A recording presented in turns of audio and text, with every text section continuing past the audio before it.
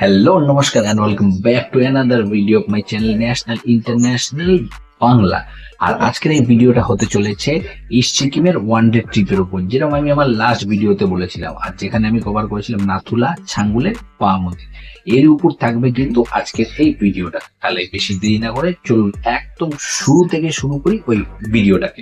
এটি ছিল আমার গ্যাংটকের ওখানে তৃতীয় দিন। আর ওই দিন কিন্তু খুবই সকাল সকাল উঠে আমি বেরিয়ে পড়েছিলাম আমার ইস্ট সিকিমের এই ওয়ান ডে ট্রিপটা কমপ্লিট করার জন্য, যার জন্য আমাকে বেরিয়ে প্রথমে ওখান থেকে শেয়ার ট্যাক্সি ধরে যেতে হতো বাজরা স্ট্যান্ড নামে। ওখানে একটি শেয়ার ট্যাক্সি স্ট্যান্ড আছে ওখানে, আর ওখান থেকে আবার ওই শেয়ার ট্যাক্সি ধরেই আমাকে কিন্তু কমপ্লিট করতে হতো ওই ওয়ান ডে ট্রিপটা। আর শেয়ার ট্যাক্সি ধরতে গিয়েও শান্তি নেই, একে তো সকাল সকাল উঠতে ছিল তাই জন্য বিরক্ত লাগছিল, আবার তার মধ্যে এই যে পাহাড়ি রাস্তা খুবই খাড়াই হয়, আবার সেখানে হাঁটাচলা করতেও কিন্তু খুবই অসুবিধা হচ্ছিল, অনেক সময় নিঃশ্বাসও ফুলে যাচ্ছিল। তাই জন্য ভাবছিলাম যে ওখানে পৌঁছেও হয়তো কথা নাই বলতে পারি, একবারে নাথুলার ওখানে পৌঁছে গাড়ি থেকে নেমে তখনই হয়তো কথা বলবো। এখন আপনারা এই যে বিল্ডিংটা দেখছেন এটা হলো দ্য বাজরা ওয়ার্ল্ডের বিল্ডিং, আর তার পাশেই রয়েছে বাজরা ট্যাক্সি ওয়ার্ল্ডের বিল্ডিং। ওখান থেকে অনেক শেয়ার গাড়ি পাওয়া যায় সিকিমের যে কোনো লোকাল এরিয়াতে যাওয়ার জন্য এবং দূর দূরের এরিয়াতে যাওয়ার জন্য। আর এই দিকে ঘুরে পিছন দিকে এখন আপনারা যে এই বিল্ডিংটি দেখছেন এটাই হলো বাজরা স্ট্যান্ডের বিল্ডিং। আর এখানে একটা বোর্ডে লেখা ছিল office of chief electoral officer, কিন্তু ওই বিল্ডিংটা অ্যাকচুয়ালি কোথায় সেটা তো আমি ওখানে দেখতেই পাইনি। গাড়িটার তো ওখানে 7টায় ছেড়ে দেওয়ার কথা ছিল, কিন্তু তখন অলরেডি 7:30 বেজে গেছিল, কিন্তু তখন ওখানে গাড়ি এসে পৌঁছায়নি। আমি হোটেল থেকে 6:30 নাগাদ বেরিয়ে ওখানে 7টার আগে মানে ওই 6:45-50 নাগাদ কিন্তু অলরেডি পৌঁছে গেছিলাম, কিন্তু তখন ওখানে গাড়ি এসে পৌঁছায়নি।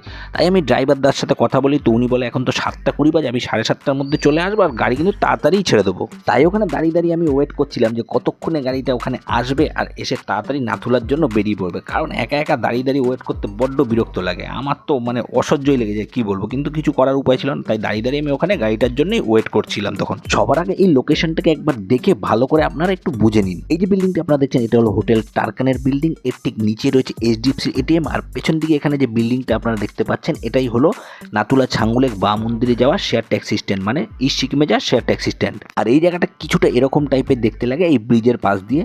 আর একবার চলুন তাহলে আপনারা এই জায়গাটাকে একটু ভালো করে দেখিয়ে দিই, আর এই ট্যাক্সি স্ট্যান্ডের ভেতরটাকে একটু দেখিয়ে দিই। ট্যাক্সি স্ট্যান্ডের ভেতরটা কিছুটা এইরকম টাইপের দেখতে, আর ওখানে কিন্তু আপনারা এইরকম ধরনের গাড়ি পরপর লাইন দিয়ে দাঁড়িয়ে থাকতে দেখতে পাবেন, আর গাড়িকে একটি টোকেন দেয়, টোকেনটা পেলেই তারপর গাড়ি কিন্তু ছেড়ে দেবে।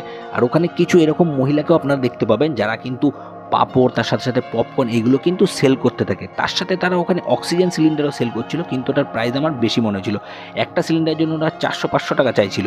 দাম বেশি হলে কি হবে, যার যার দরকার তারা কিন্তু এটা নিচ্ছিলই। আর ওখান থেকে কিছুটা সামনের দিকে গিয়ে এখানে টয়লেটও রয়েছে, আর এখানে কিন্তু কিছু চায়ের দোকানও ছিল। এই লোকেশনটাকে আপনারা একবার একটু ভালো করে দেখে নিন। ওই দিক দিয়ে এমজি মার্ট থেকে হয়ে আমি এখানে এসেছিলাম ওই শেয়ার ট্যাক্সি করে, আর ট্যাক্সি নিয়ে গিয়ে কিন্তু আপনাদের নামিয়ে দেবে ওই বাজরা স্ট্যান্ডের গেটের সামনে। কিন্তু নাথুলা যাওয়ার যে শেয়ার ট্যাক্সি আছে সেটা এই ব্রিজের কোণা থেকেই কিন্তু ছাড়বে। এইভাবে কিছুক্ষণ ওখানে ওয়েট করার পর যখন আমাদের গাড়িটি ওখান থেকে ছাড়তে শুরু করে তখন কিন্তু অলরেডি 8টার বেশি হয়ে গেছিল। তার কারণ আমাদের গাড়িটির যে টিকিট পাওয়ার কথা ছিল সেই টিকিটটি পেতে আমাদের কিছুটা লেট হয়ে গেছিল। এরপরে ওই টিকিটটা পেয়ে যখন আমাদের গাড়ি কিছুক্ষণ ছেড়ে রাস্তায় কিছুক্ষণ চলে, তারপর এসে দাঁড়ায় ঠিক এরকম একটি জায়গা। আর ওখানে গাড়ি দাঁড় করে সব যাত্রীদের দিয়ে একটা 20 টাকার টোকেন নেওয়া হচ্ছিল, কিন্তু সেটা কিসের জন্য সেটা আমি জানতে পারিনি। সবার মতো আমাদের গাড়িও কিন্তু ওখানে দাঁড় করানো হয়, আর আমরা প্রত্যেকেই কিন্তু ওই টিকিটটা কেটে নিই। কিন্তু ওই টিকিটের জন্য ওয়েট করতে করতে সবচেয়ে ভালো জিনিস যেটা হয়েছিল, আমি ওখান থেকে একটা কর্পূরের ডিব্বা কিনেছিলাম। যদিও ডিব্বাটা এতটাই ছোট ছিল, কিন্তু সেটার দাম 50 টাকা নিয়ে নিয়েছিল। আর তার সাথে সাথে ওখান থেকে আমি 2টো কিটক্যাটও কিনেছিলাম। কিন্তু এই জিনিসগুলো যে সামনের সময় আমার এত বেশি কাজে লাগবে সেই সম্পর্কে তো আমার কোনো আন্দাজই ছিল না। এটা সম্পর্কে যত ভিডিও এগাতে থাকবে আমি আপনাদের বলতে থাকবো। আর ওইখান থেকে বেরিয়ে কিছু দূর রাস্তায় চলার পরে রাস্তাটা কিছুটা এইরকম টাইপের দেখা যায়। রাস্তার এখানে যে পাথরগুলো পড়েছিল হয়তো সেখানে কিছুক্ষণ আগে ল্যান্ডস্লাইড হয়েছে তাই জন্য হতে পারে, বা এখানে যে লোকেরা কাজ করছিল মাইনিং এর সেই কারণে হতে পারে। আমি সে বিষয়ে শিওর ছিলাম না যে এটা কি কারণে হয়েছিল এক্স্যাক্ট। যাই হোক, কোনোভাবে আমরা ওখান থেকে বেরিয়ে যাই, আর কিছুক্ষণ চলার পরই আমরা দেখতে পাই কিছুটা এইরকম টাইপের দৃশ্য, যেখানে পরপর কিন্তু এখানে এরকম ফ্ল্যাগ লাগানো রয়েছে, কিছু ছোট পাহাড়ি গাছ রয়েছে, তার পাশে আর্মি বেস ক্যাম্প বানানো আছে, খুবই সুন্দর লাগছিল কিন্তু এই ধরনের দৃশ্যগুলো আমাদের দেখতে সেই জায়গাটাতে। এইভাবে চলতে চলতে কখন যে 1-1.5 ঘন্টা বয়ে গেছিল আমরা বুঝতেই পারিনি। আমরা ওইখানের ওই দৃশ্যগুলোকে এত সুন্দরভাবে ওখানে উপভোগ করছিলাম। এইভাবে আরও কিছুক্ষণ যাওয়ার পর আমাদের ড্রাইভার আমাদের গাড়িটিকে নিয়ে গিয়ে এই রকম জায়গার আশেপাশে গিয়ে আমাদের নামিয়ে দেয়, কিছুক্ষণ হল দেয়, যাদের ওয়াশরুম যাওয়ার আছে, কিছু খাওয়া দাওয়া আছে সেই সবগুলো সেরে নেওয়ার জন্য। দেখুন এই জায়গাটা কিছুটা এই রকম টাইপের দেখতে লাগছিল। এইখানে আমাদের নিয়ে গিয়ে নামিয়ে দেওয়া হয়েছিল বা হল দেওয়া হয়েছিল, যেটা আপনারা বলতে চান বলতে পারেন। থাক, যাই হোক, এখানে এই ঘরটির উপর লেখা রয়েছে ওপেন এয়ার জিমনাসিয়াম ইয়াং নোসলা। আমি যদি প্রোনাউন্সিয়েশন ভুল করে থাকি তাহলে যদি কোনো সিকিমিস লোক আমার এই ভিডিওটা দেখছেন আমাকে কিন্তু কমেন্ট বক্সে সেটা অবশ্যই জানাবেন। আর এখানে একটি দোকান থেকে আমি এরকম 1 পেয়ার গামবুট ভাড়া নিয়েছিলাম, যার কস্ট আমার লেগেছিল 100 টাকা। আর সাথে সাথে একটি জলের বোতল নিয়েছিলাম 2 লিটার, যার কস্টিং আমার লেগেছিল 50 টাকা। আর আমি এই গামবুটটা পরে দেখছিলাম যে এটা কমফোর্টেবল লাগছে কিনা, কিন্তু লাগেনি, তাই আমি এটা রিটার্ন করে দিয়েছিলাম। আর একটা ইম্পর্টেন্ট জিনিস হলো, আপনারা যখন এই দিকে যাবেন তখন কিন্তু অবশ্যই নিজেদের সাথে একটু বেশি করে ক্যাশ ক্যারি করবেন, তার কারণ এখানে কিন্তু এটিএম কোথাও আশেপাশে নেই, সব জায়গাতে এখানে ক্যাশেরই দরকার পড়বে। কিন্তু এরকম আরও অনেক স্পেশাল ইনফরমেশান আছে এই ভিডিওতে, যেরকম ভিডিও চলতে থাকবে আপনারা কিন্তু সেগুলো জানতে পারবেন। আর আমি যেগুলো ভিডিওতে বারবার বলছি সেই ইনফরমেশানগুলো তো মনেই রাখবেন অবশ্যই। আর সাথে সাথে আমি একটা আলাদা ভিডিও বানাবো যেখানে কিছু স্পেশাল ইনফরমেশনও এই ট্র্যাভেল সম্পর্কে কিন্তু আপনাদের আমি দিয়ে দেবো সেখানে। এইভাবে মিনিট 20 পরে আমরা ওখান থেকে বেরিয়ে যাই। আর কিছু দূর রাস্তায় চলার পরেই কিন্তু আমরা দেখতে পাই এরকম একটি সুন্দর বরফের পাহাড়। এইগুলোতে অল্প অল্প বরফ ছিল, কিন্তু তবুও আমরা এক্সাইটেড ছিলাম, তার কারণ যেইভাবে বরফের পাহাড় স্টার্ট তো হয়ে গেছে আর এক্সাইটেড হব নাই বা কেন। আমি অনেক জায়গায় ঘুরেছি কিন্তু বরফের পাহাড়ি এলাকায় ঘোরার এটা আমার ফার্স্ট টাইম এক্সপিরিয়েন্স ছিল, তাই জন্য আমি কিন্তু খুবই এক্সাইটেড ছিলাম তখন। আমার সাথে সাথে গাড়িতেও বাকি যারা ছিলেন তারাও কিন্তু খুবই এক্সাইটেড ছিলেন তখন। আর ডান দিকে এখানে দেখুন এরকম জিগজ্যাগ পাহাড়ি রোড দেখা যাচ্ছিল, যেগুলো দেখে কিন্তু আমরা খুব এক্সাইটেড হচ্ছিলাম। আর এর ঠিক বাদিকে ওখানে এরকম বরফের বড় 3-4টে চাই পড়েছিল, যেখানেও কিন্তু প্রচুর লোক দাঁড়িয়ে ওখানে ফটো ভিডিও এইসব তুলছিল আর এন্টারটেন হচ্ছিল। আর আমরাও এটা ভেবে এক্সাইটেড হচ্ছিলাম যে চলো বরফের পাহাড় তো দেখতে পেয়েই যাব। কিন্তু ডান দিকে চোখ পড়তেই আমাদের খুশির তো আর ঠিকানাই ছিল না, কারণ এখান থেকে বরফের পাহাড় পুরোটাই স্টার্ট হয়ে গেছিলো। আরও আমরা খুশি হচ্ছিলাম দেখে যে রাস্তায় কিন্তু ওখানে পরপর ইয়াকও আমরা দেখতে পেয়েছিলাম, এটা দেখেও কিন্তু খুব ভালো লাগছিল আমাদের।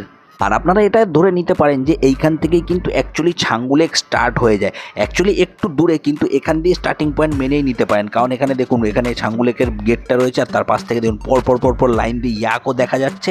আর এই যে লেকটা দেখতে পাচ্ছেন এটাই হলো ছাঙ্গু লেক। আর এখন যে জায়গাটা আপনারা দেখছেন এটা হলো ছাঙ্গু লেকের মেন এরিয়া। আর এই বিল্ডিংটা হলো একটা শিব মন্দির। আর এখানেই কিন্তু আমাদের রিটার্ন করে আসার কথা ছিল যখন আমরা ব্যাক করব আমাদের হোটেলের দিকে সেই সময়। আর গাড়ি দিয়ে চলতে চলতে দেখুন কি সুন্দর দেখতে লাগছে এই ঝিল বা লেক, যেটাই আপনারা বলতে চান। আর এই পাশ থেকে তো আরও সুন্দর লাগছিল, একদম সবুজ রঙের মতো হয়েছিল এই ঝিলটাকে দেখতে, কি সুন্দর লাগছিল। আর এখন এই দিক দিয়ে দেখুন দুটো পাহাড়ের মাঝখান দিয়ে ওই লেকটিকে ঠিক এরকম টাইপের দেখতে লাগছিল। আর এই বরফগুলো যে রাস্তার পাশে পড়ে আছে এগুলো কিন্তু একদম কালো হয়ে গেছিল গাড়ির সব ধুয়োতে। আর এইভাবেই উবড় খাবড় বরফের পাহাড়ের দৃশ্য দেখতে দেখতে আমাদের গাড়িটি কিন্তু এগিয়ে যেতে থাকে। আর যেতে যেতে যখন আমাদের গাড়িটি নাথুলার সামনে পৌঁছে তখন ওখানে দৃশ্য কিছুটা এই রকম টাইপের দেখতে লাগছিল। আর তারও কিছুটা সামনের দিকে গিয়ে এই যে পরপর লাইন দেওয়া গাড়িগুলো আছে আমাদের গাড়িটি নিয়ে গিয়ে তার পাশে পার্ক করে দেয় আর আমাদের ওখানে ড্রপ করে দেয়। এখান থেকে নেমেই কিন্তু নাথুলা ভিউ পয়েন্টে যেতে হয় পায়ে হেঁটে। গাড়ি থেকে নিচে নেমে সবার আগে আমি ওই গাড়ির নম্বর প্লেটের একটি ফটো আর ভিডিও নিয়ে নিই, তার কারণ নাহলে রিটার্ন করার সময় কিন্তু খুব প্রবলেম হতে পারে যদি এই গাড়িটি নিয়ে দূরে কোথাও পার্কিং করে দেয় তাহলে। গাড়ি থেকে নামতেই আমার যে কি অবস্থা হচ্ছিল সে আর কি বলি। আমার মতো ছেলে যে এত জায়গা ঘুরে বেড়ায়, এত চড়াই উতরাই করে, আমারই অবস্থা ওখানে একদম খারাপ হয়ে যাচ্ছিল। আমার তো একবার মনে হচ্ছিল যে না, নাথুলার যে মেন ভিউ পয়েন্ট আছে সেখানে আর যাবো না, ডিরেক্ট গাড়িতে ব্যাক করে চলে যাই। কিন্তু তারপরে ভাবলাম এত পয়সা খরচা করে এসেছি, এত কষ্ট করে এসেছি জার্নি করে, কিছু না দেখেই চলে যাব। এরপর আমি ডিসাইড করি না, আস্তে আস্তে সামনের দিকে এগাতে থাকি, তাতে যা হবে দেখা যাবে। কিন্তু কষ্ট তো আমার প্রচন্ড হচ্ছিল। একে তো অক্সিজেন লেভেল খুবই কম ছিল, তার উপর প্রচন্ড পরিমাণে হাওয়া চলছিল, এই জন্য আরো বেশি কষ্ট হচ্ছে। আর তখনই কাজে লেগেছিল সেই ম্যাজিক্যাল কর্পূরের ডিব্বাটি, যেটা আমি কিন্তু জার্নি স্টার্ট করার সময় যখন সিগন্যালে দাঁড়িয়েছিলাম সেইখান থেকে কিনেছিলাম। আমি ওই কর্পূরের ডিব্বাটি একটু খুলি, একটু শুকি, আবার নিঃশ্বাস নিই, আবার একটুখানি হাঁটি, আবার ডিব্বাটা খুলি, আবার নিঃশ্বাস নিই। এইভাবেই হাঁটতে হাঁটতে কিছুক্ষণ পরে গিয়ে আমি পৌঁছে গেছিলাম একদম নাথুলার মেন ভিউ পয়েন্টের ওখানে। এখন যে বিল্ডিংটি আপনারা দেখছেন ওটা চায়নাতে, আর এটা হলো নাথুলা পাস ইন্ডিয়ান সাইডে। আমরা এই দিকে দাঁড়িয়েছিলাম আর ওখানকার দৃশ্য কিছুটা এইরকম টাইপের দেখতে লাগছিল। আর এটাই কিন্তু ইন্ডিয়া চায়নার একটা ইন্টারন্যাশনাল বর্ডার, এই নাথুলা পাসের এখান দিয়ে একবার একটু দেখে নিন ভালো করে। আর এই ইন্টারন্যাশনাল বর্ডারের কোনার দিকে, মানে এই ডান দিকের কোনার দিকে একবার দেখে নিন, আমাদের এই জাতীয় পতাকা খুবই গর্বের সাথে উড়ছিল, তখন খুব ভালো লাগছিল দেখতে। আর ঠিক এর উল্টো দিকে ডান হাতের ওই কোনার দিকে যে লাল ফ্ল্যাগটা উঠছে সেটা কিন্তু চায়নার ফ্ল্যাগ। আর এই যে চেন দিয়ে ঘেরা লম্বা এই স্ট্রিপটা দেখছেন বরফের, এটা হলো নোম্যান্স ল্যান্ড ইন্ডিয়া চায়নার ইন্টারন্যাশনাল বর্ডারে। আমাদের যে আর্মির লোকেরা ওখানে ছিলেন তারা কিন্তু সবাইকে ফটো ভিডিও নিতে মানা করছিল, কিন্তু কে কার কথা শোনে, সবাই ফটো ভিডিও তুলেই যাচ্ছিল। আমি ভাবলাম তাহলে আমি বাদ পড়ে যাই কেন, আমিও তাই জন্য ওখানে কিছু ফটো ভিডিও তুলেই নিলাম। কিন্তু হ্যাঁ, যদি আপনারা ওখানে ফটো ভিডিও তুলছেন তাহলে কিন্তু নিজের দায়িত্বে তুলবেন, কারণ ওখানে যদি ফোন বা ক্যামেরা নিয়ে তাহলে ওটা পেতে কিন্তু খুবই ঝক্কি পোয়াতে হবে। তারপর ওখান থেকে নিচে নেমে এই টিনের শেডের মধ্যে দিয়ে হয়ে আমি এগিয়ে যেতে থাকি। আর হঠাৎ করে আমার বাদিকে নজর পড়ে যে ওখানে বরফের মধ্যে সবাই খুব এনজয় করছে। তো আমি ভাবি আমি বা বাকি থেকে যাবো, কারণ একবার গিয়ে ওই বরফের মধ্যে একটু ভালো করে এনজয় করেই আসা যাক। আর ওইখানে দৃশ্য কিছুটা এইরকম টাইপের লাগছিল দেখতে। আর হ্যাঁ, আমি ওখানে একমাত্র বাহাদুর ছিলাম যে ওখানে একটা শার্ট আর টি শার্ট পরে চলে গেছিলাম, বাকি সবাই দেখুন সোয়েটার জ্যাকেট টুপি সব পরে গেছিলো ওখানে। যাই হোক, আমি ওখানে এরকমভাবে একা একা ভালোই এনজয় করছিলাম, স্লিপ খেয়ে নামছিলাম, এরকম খুব ভালো লাগছিল, ভালো এনজয় হচ্ছিলো ওখানে। আর মাঝে মাঝে কাউকে কাউকে বলে আমার ভিডিও আমি বানিয়েও নিচ্ছিলাম, কিন্তু হ্যাঁ, ওই ভিডিও বানানোর জন্য আবার আমাকে অন্য লোকের তাদের আবার ভিডিও বানিয়েও দিতে হচ্ছিল তখন। কিন্তু কিছু করার নেই, যেহেতু আমি একা ছিলাম, আমি কারোর ভিডিও বানিয়ে দিচ্ছিলাম, কেউ আবার আমার বানিয়ে দিচ্ছিল। আর এই যে কাকু কাকিমাকে দেখছেন, এরা আমার সাথে শেয়ার গাড়িতে ছিল। কাকু আমাকে হঠাৎ করে বলেন যে তুমি ফোনটা দাও, আমি তোমার ভিডিও বানিয়ে দিচ্ছি। তো আমিও খুশি হই যে এরা আমার সাথে শেয়ার গাড়িতে রয়েছে, ভিডিও তো ভালো করে বানিয়েই দেবে। কিন্তু উনি যে 1 মিনিট 20 সেকেন্ডের একটা আমার ভিডিও বানিয়ে দেবে সেটা তো আমি ভেবে উঠতেই পারিনি। আর সেই আনন্দেই আমি ওই বরফের স্তূপের উপর গিয়ে বসে পড়ি আর স্লাইড করার চেষ্টা করতে থাকি। কিন্তু আমার এই 80 কিলোর ওজন নিয়ে ওখানে বরফে স্লাইড করতে তো প্রবলেম হচ্ছিল, তার উপরে ব্যাগ ছিল, ওই জন্য আমি ভালো করে তখন স্লাইডটা করতে পারছিলাম না। আর এইভাবেই স্লাইড করতে করতে কিন্তু আমি নিচের দিকে যাচ্ছিলাম। আর যেতে যেতে আমি যখন এক্স্যাক্ট জায়গায় গিয়ে পৌঁছাই, মানে যেখান থেকে একদম স্মুথলি স্লাইড হচ্ছিল, সেইটা কিন্তু ভিডিওতে আসেনি, তার কারণ সামনে ওখানে লোকজন দাঁড়িয়ে ছিল, সেই জন্য ওটা হাইড হয়ে গেছিলো তখন। এরপর যখন আমি উপরের দিকে আসছিলাম তখন কিন্তু কাকু আমার ভিডিওটি ক্যাপচার করেছিলেন, কিন্তু আসতে দেখুন কতটা প্রবলেম হচ্ছিল আমার। ওই বরফের এরিয়া দেখতে তো খুব সুন্দর লাগে, কিন্তু ওখান থেকে হেঁটে চলে উপর দিকে আসা কি কষ্টকর, যে হেঁটেছে সেই জানে। তো হ্যাঁ, আপনারা যখন ওখানে যাবেন অবশ্যই কিন্তু একটা প্লাস্টিকের শু বা ওখানে গামবুট ইউজ করবেন। আমি ওখানে প্লাস্টিকের শু যেহেতু নিয়ে নিয়েছিলাম, তাই জন্য আমার কিন্তু হাঁটাচলা করতে অতটা অসুবিধা হচ্ছিল না। আমি গামবুটটা নিয়েছিলাম প্রথমে ভাড়ায়, কিন্তু গামবুটটা আমার ঠিক স্যুট করছিল না, আমার আনকমফোর্টেবল লাগে, তাই জন্য আমি কিন্তু ওই দোকান দিয়ে ভাড়া নেওয়ার পরেও আবার রিটার্ন করে দিয়েছিলাম তখন। যাই হোক, এরপর আমি ওই টিনের শেডের ভেতরে ঢুকে যাই আর ওই কাকুর থেকে ওই ফোনটা নিয়ে ওনাকে একটা থ্যাঙ্কস জানাই যে এতক্ষণ ধরে এত সুন্দর একটা ভিডিও আমাকে করে দেওয়ার জন্য। এরপর আমরা বেরিয়ে যেতে থাকি, কিন্তু বাদিকে তখনও প্রচুর লোক বরফে ওখানে স্লাইড করছিল, ফটো ভিডিও তুলেই যাচ্ছিল, ভালো এনজয় করছিল। কিন্তু আর্মির লোকরা উপর থেকে মানা করছিল ফটো ভিডিও নিতে, কিন্তু কে কার কথা শোনে, আমরা এইরকমই, আমরা ফটো ভিডিও তুলতেই ব্যস্ত ছিলাম। আর এতে কিন্তু আমিও বাকি রাখবো না নিজেকে, আমিও তার মধ্যে ইনক্লুডেডই ছিলাম। আর এইদিকেও একটা ওয়ার মেমোরিয়ালের মতো বানানো ছিল, কিন্তু আমি ওই দিকে যাইনি, একে তো ঠান্ডা লাগছিল, তাই জন্য খুব অসুবিধা হচ্ছিল, সেই জন্য আমি আবার সামনের দিকে এগিয়ে যেতে থাকছিলাম।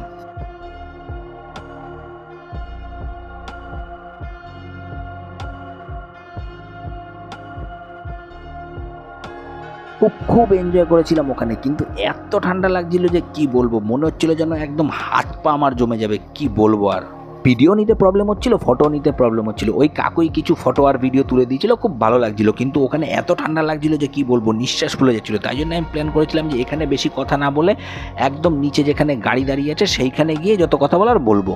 আর এই টিনের শেডের এরিয়ার মধ্যে দিয়ে বেরোতে বেরোতে কিন্তু আমার নজরে পড়ে ওখানে 1-2টো দোকানও ছিল, যেখানে কিন্তু জ্যাকেট, জুতো, টুপি, হ্যান্ড গ্লাভ সব কিছুই পাওয়া যাচ্ছিল। কিন্তু এটা মনে রাখবেন যে এখানে রেট কিন্তু খুবই বেশি। আমি সাজেস্ট করবো এরকম যদি কোনো জিনিস আপনারা ভাড়া নিতে চান, তাহলে নিচে ওখানে কিছু দোকান আছে, সেইখান থেকে কিন্তু ভাড়া নিলে ভালো হবে, কারণ এখানে রেটের ডিফারেন্স কিন্তু অনেকটা, অলমোস্ট ডবল। তাই জন্য আপনারা নিচে ওখানে কোনো দোকান দিয়ে নিয়ে এলে ভালো হয়, বা জিনিসগুলো যদি আপনাদের কাছে থেকে থাকে তাহলে তো ব্যাপারটা ওয়েল অ্যান্ড গুড। এইটা হলো ওই জায়গাটার ভিউ নিচের এরিয়া থেকে, যেটা দেখতে আরও বেশি সুন্দর লাগছিল। এইটা দেখে কিছুক্ষণ ওয়েট করে আমি চলে গেছিলাম গাড়ি খুঁজতে, যেরকম আগে বলেছিলাম গাড়ি খুঁজে পাওয়া মুশকিল ছিল। তো সেই গাড়িতে বসে আমরা বেরিয়ে পড়ছিলাম আমাদের নেক্সট স্টপেজে যাওয়ার জন্য, যেটা ছিল বাবা মন্দির। অ্যাকচুয়ালি ওটা ওল্ড বাবা মন্দির না, ওটা নিউ বাবা মন্দির। ওল্ড বাবা মন্দির কিন্তু নিউ বাবা মন্দির থেকেও কিছুটা দূরেই অবস্থিত রয়েছে। আর রিটার্ন করার সময় তো দৃশ্য একদম বদলেই গেছিল। আর এই যে আপনারা 6 সিটার 4 সিটার গাড়িগুলো দেখছেন, এগুলো কিন্তু নাথুলার ওখানে অ্যালাউ নয়। এগুলো করে এলে এগুলো এখানেই পার্ক করে দিয়ে এখান এখান থেকে আবার ওই বড় 10 সিটার গাড়ি ভাড়া করে নিয়ে তারপর কিন্তু ওখানে নাথুলার ওখানে যাওয়ার পারমিশন পাওয়া যাবে। এর থেকে ভালো হয় যে একবারে এই বড় 10 সিটার গাড়িতে আসলেই। এইভাবেই কিছুক্ষণ চলার পর প্রায় 8-9 কিলোমিটার অতিক্রম করে আমরা পৌঁছে গেছিলাম বাবা মন্দিরের ওখানে। আর ওখানকার দৃশ্য কিছুটা এইরকম টাইপের লাগছিল দেখতে। আর কি বলবো, এইখানেও এত জোরে হাওয়া চলছিল যে এখানেও আমার নিঃশ্বাস নিতে প্রবলেম হয়ে যাচ্ছিল। যদিও এটা পাহাড়ের নিচের দিকে, কিন্তু তবুও এখানে এত হাওয়া চলছিল যে নিঃশ্বাস নিতে প্রবলেম হচ্ছিল, যেটা তো ভিডিও দেখে আপনারা বুঝতে পারবেন। আর ওদিকে পার্কিংটা রয়েছে, আর ঠিক উল্টো দিকে এখানে রয়েছে কিন্তু বাবা মন্দিরটি। ওই দেখুন, ওই দিকে রয়েছে বাবা মন্দির। আর মেন এন্ট্রান্সের সামনে এত বড় একটি আমাদের জাতীয় পতাকা ওখানে উত্তোলন করা ছিল, খুব ভালো লাগছিল। আর পাশে কিন্তু ওখানে পার্কিংও ছিল। আর এর পাশের ওয়ালগুলোতে ওখানে কিছু ভালো ভালো কোটেশনও লেখা ছিল। কোনোটার লেখা ছিল বাবা হরভজন সিং জি কি জয়, কোনোটাতে লেখা ছিল আই লাভ বিআরও, কোনোটাতে লেখা ছিল BRO in the service of the nation. এগুলো কিন্তু লেখা ছিল। আর তার পাশে কিছু দূরে ওখানে একটা শিব মন্দির ছিল, সেটা সম্পর্কে পরে আসছি। তাহলে চলুন আস্তে আস্তে এবার আপনাদের মেন গেটের ওদিকে নিয়ে যাওয়া যাক। আর মেন গেটের এখানে উপরে লেখা আছে বাবা হরভজন সিং শিরিন 12,651 ফিট উচ্চতায়। এই যে বিল্ডিংটা দেখছেন এটাই হলো দ্য ফেমাস বাবা মন্দির, কিন্তু এটা ওল্ড বাবা মন্দির, এটা নিউ বাবা মন্দির। আর একটা স্পেশাল ইনফরমেশন আপনাদের দিয়ে দিই, মন্দিরে ঢোকার আগে কিন্তু জুতো খুলেই ঢুকতে হবে। মন্দিরের দুদিকেই লোক এরকম জুতো খুলে ঢুকছিল, তো আমিও তাই করি, মন্দিরের একদিকে জুতো খুলে তারপরেই কিন্তু আমি তার ভেতরে ঢুকি। 1946 সালের 30 আগস্ট পাঞ্জাবের একটি ছোট্ট গ্রামে বাবা হরভজন সিং জির জন্ম হয়। আর বড় হয়ে উনি পাঞ্জাব রেজিমেন্ট থেকে ইন্ডিয়ান আর্মিকে সার্ভিস করার জন্য জয়েন করেন 1965 সালের 30 জুন। তার কিছু সময় পরে ইস্ট সিকিমের নাথুলার ওখানে কিন্তু ওনার এই পোস্টিংটি হয়ে যায়। কিন্তু এই জায়গাটা এত ফেমাস কেন, বা ওনাকে এত সম্মান করা হয় কেন, বা ওনাকে এতটাই সম্মান করা হয় যে ওনার নামে একটা মন্দিরও তৈরি করা হয়েছে, এই সবের পেছনে কিন্তু একটা খুবই ইন্টারেস্টিং কাহিনী রয়েছে। সেই কাহিনীটা চাইলেই আমি বলতে পারি, কিন্তু আমি চাইছি না বলতে। যারা যারা ওই কাহিনীটি জানেন তারা কমেন্ট বক্সে অবশ্যই জানাবেন। আমি ট্যালি করে দেখতে চাই যে আমি যে কাহিনীটি জানি সেটা আর আপনাদের জানা কাহিনীর মধ্যে কতটা মিল আছে, বা আমি কিছু লোকালদের কাছ থেকেও সেই কাহিনী জেনেছিলাম সেটাতেও কতটা মিল আছে বা অমিল রয়েছে। অবশ্যই কিন্তু কমেন্টে জানাবেন।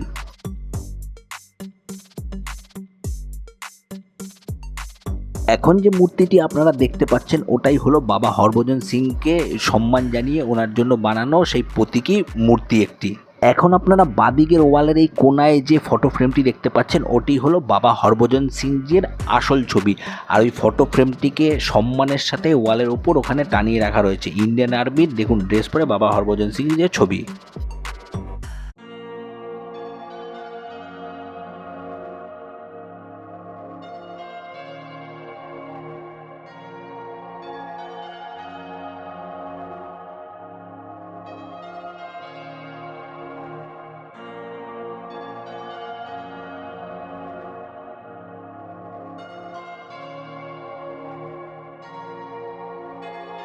মন্দিরটি ভালো করে ঘুরে দেখা হয়ে গেলে আমি বেরিয়ে আসতে থাকি। আর ওখানে প্রসাদও ডিস্ট্রিবিউশন করা ছিল, সেখান দিয়ে প্রসাদ নিয়ে আমি বাইরের দিকে এসে পৌঁছে যাই এরকম একটি জায়গাতে যেখানে লেখা ছিল হরভজন বাবা কি জয় নাথুলা। বোর্ডের পাশেই সামনের দিকে একটা মন্দির বানানো রয়েছে শিরিনের মতো, আর তার সামনে একটা বোর্ডে লেখা রয়েছে do not take photos with army personnels. আর এটা কিন্তু এমনিতেও উচিত না, এটা তো ওনাদের সিকিউরিটি সেফটির ব্যাপার, তাই ওনাদের সাথে ফটো না নেওয়াই ভালো।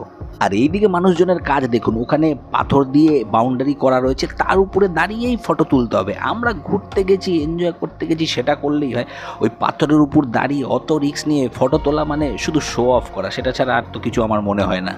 মন্দিরের ভেতরটা তো একবার দেখিয়ে দিয়েছি ভালো করে, বাইরের দিকটা একবার দেখিয়ে দিই। আর এটা জেনে রাখুন যে এটাই হলো নিউ বাবা মন্দির, যেটা শুধুমাত্র ট্যুরিস্টদের জন্যই বানানো হয়েছে কিছু সময় আগে, কিন্তু সালটা এক্স্যাক্ট আমি বলতে পারবো না।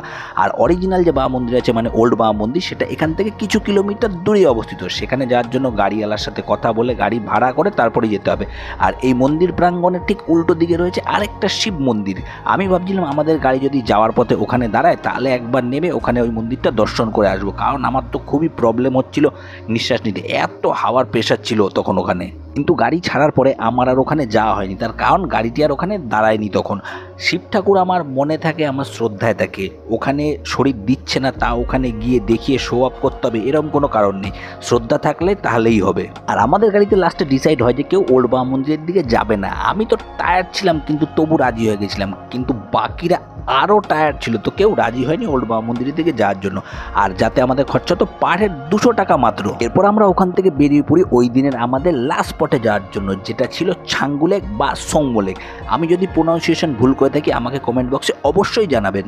আর নিচে নামার সময় এই স্লোপটা দেখে তো আশ্চর্য হয়ে গেছিলাম যে এটা কতটা স্টিপ। উপরে ওঠার সময় তো বুঝতেই পারিনি, কিন্তু নিচে নামার সময় যখন গাড়িটা এই টার্নিং দিয়ে ঘুরছিল রাস্তা, তখন দেখে তো আশ্চর্য হয়ে গেছিলাম যে এই স্টিপ স্লোপ দিয়ে আমরা উপর দিকে চলে এসেছি। যাই হোক, এইভাবে কিছুক্ষণ যাওয়ার পরে আমরা আস্তে আস্তে গিয়ে তখন পৌঁছে গেছিলাম ছাঙ্গু লেকের ওখানে। আর এখন যে আপনারা এই বিল্ডিংটি দেখছেন এটা হচ্ছে ছাঙ্গু শিব মন্দির। দেখুন উপরে বোর্ডের উপরে লেখা রয়েছে। আর এদিকে কিন্তু প্রচুর লোক ওখানে ইয়াক রাইড করতে তখন ব্যস্ত ছিল, আমিও লাস্টে করেছিলাম। আর এই ইয়াক রাইড সম্বন্ধে কিছু ইনফরমেশনও কিন্তু লাস্টে আমি আপনাদের দিয়েই দেবো। এই দেখুন, এটা হলো ওই মন্দিরের ভেতর দিকটা। আমি কিন্তু ওই মন্দিরের ভেতরে যাইনি, তার কারণ ওখানে জুতো খুলে ঢোকার একটা ঝামেলা ছিল। তাই জন্য আমি মন্দিরের বাইরে থেকে শিব ঠাকুরকে নমস্কার করি, আর নমস্কার করে বেরিয়ে এসে আমি চলে যেতে থাকি পিছনের দিকে ওই লেকের উপর বানানো ঘাটের ওখানে, যেখানে সবাই ওই বরফ গলা জলে নেবে ওখানে সুন্দর ফটো ভিডিও তুলছিল আর এনজয় করছিল।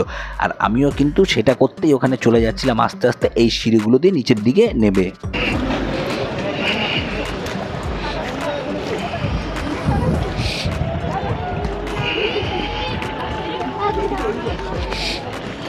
আর এই লেকের জলও দেখুন কতটা পরিষ্কার, একদম ক্রিস্টাল ক্লিয়ার। পাহাড়ের বরফ গলা জল এসে কিন্তু তৈরি করেছে এই লেকটিকে।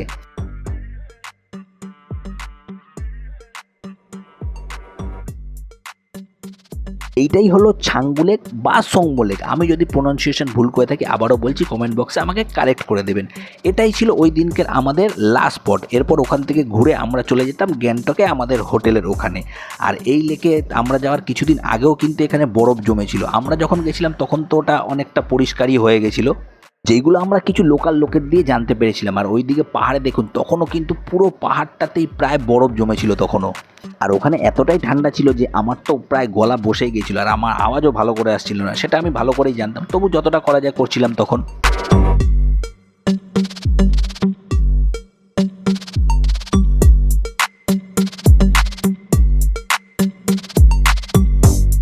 এরপর আমি উপরে এসে ইয়াক চালক ভাইদের সাথে কথা বলে যে জানতে পারি ওখানে ফটো তোলার জন্য মিনিমাম 100 টাকা আর রাইডের জন্য মিনিমাম 200 টাকা।